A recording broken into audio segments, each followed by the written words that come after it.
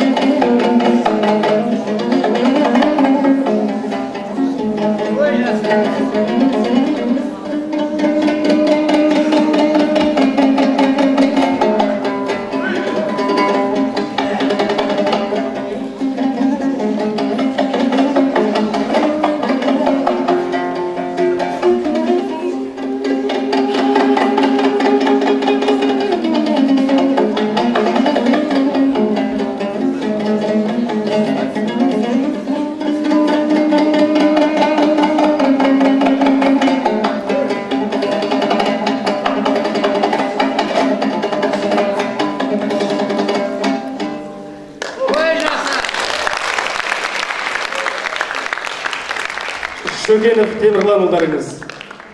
Жайғанда бар ұлысқа күй қанатын, оят тол 10 ғасырда аттап түсіп, баяғы қорқыт ата аманатын, шанағын шаңнан сілкіп көн қобыздың, қаптаған терісімен көгөгіздің, оят тол дабылдарын, дауыстарын, баяғы қыдыр қыпшақ көне баяғы баба түрік саздарынан, сыр тартып самаладай маздады жан, оянды сардаланың батырлары, жеңімпаз жалауынан жазған ұран, түріктің шаңырағын ұстап қалған, бар мекен қазақтарман, қыпшақтарман.